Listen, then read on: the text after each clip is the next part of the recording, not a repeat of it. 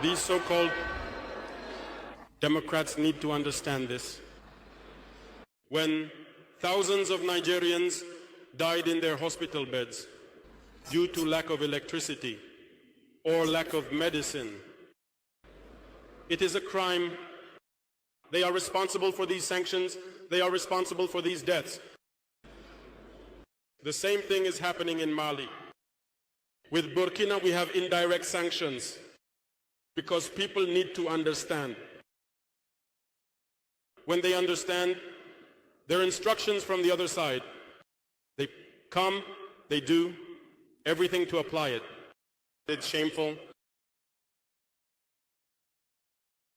Some have decided not to supply electricity to our countries. It's not free, we pay for it. And it contributes to their economy.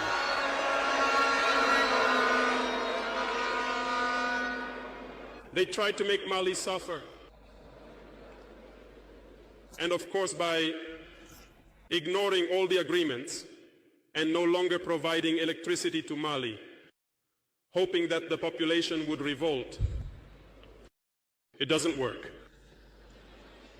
When it lasted, some were forced to make their own people pay by increasing the cost of electricity. It will increase again.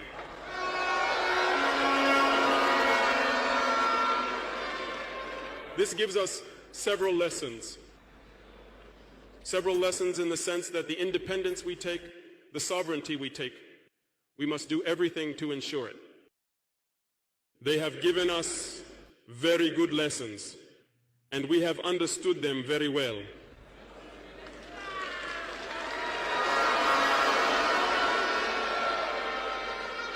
Some have closed their ports, which actually goes against all international texts, because you cannot close ports to a landlocked country.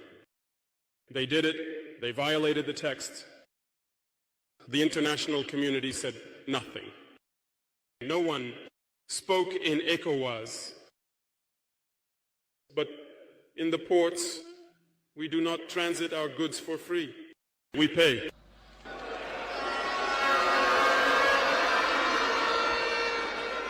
And those who, dans notre société, are now facing the consequences. And I think it's a lesson for them too, that they should not always follow their master's orders. They need to understand this forever. ECOWAS has never issued a statement to congratulate a victory of our armies.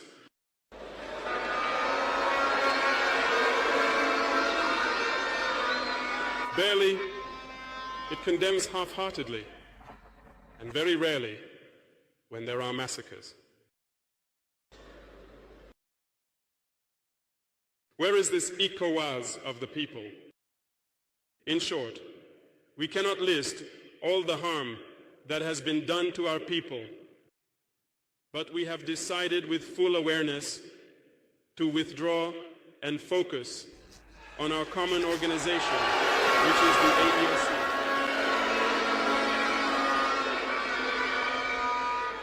Remember that.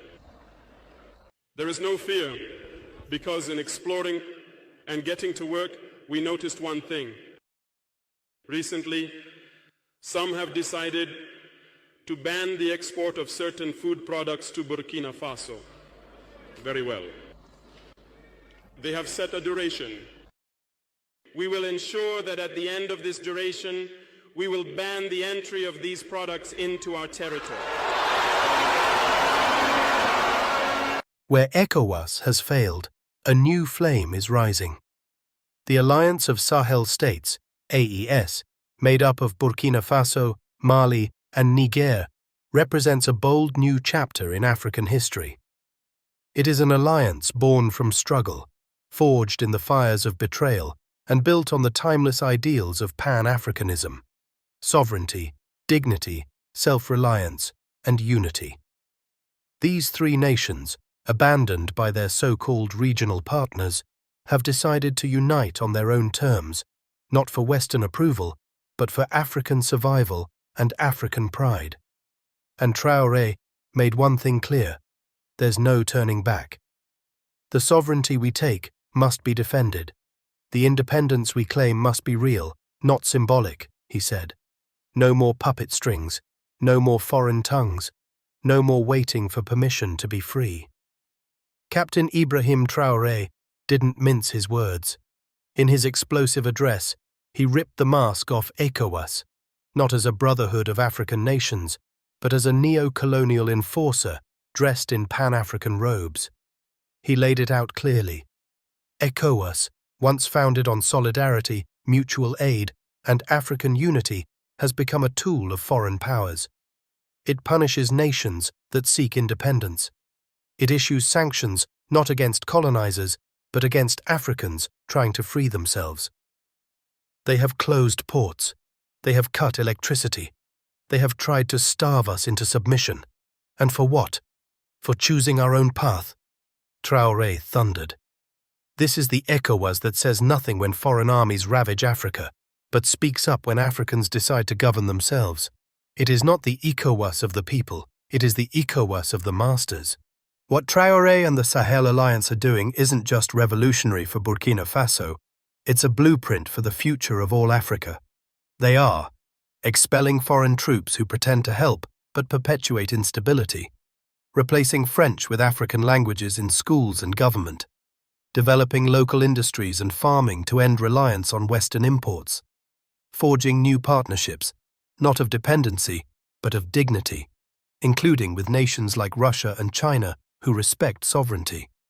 This is Pan-Africanism in action, not in theory, not in speeches, but in policy, law, and leadership. Kwame Nkrumah once warned that Africa must unite or perish. Today, Traoré echoes that cry with action, and young Africans are listening. Across the continent, there is a growing hunger, not just for democracy, but for African democracy, not just independence, but true freedom from foreign dictates. The Sahel Alliance is not just a reaction, it is a vision, a Pan-African shield, forged in courage and sharpened by betrayal.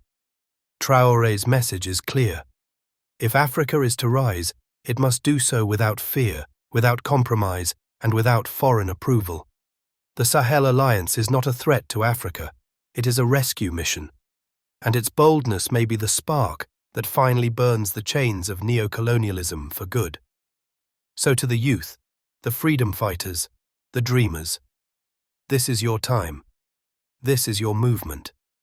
Stay informed. Stay proud. Stay Pan-African.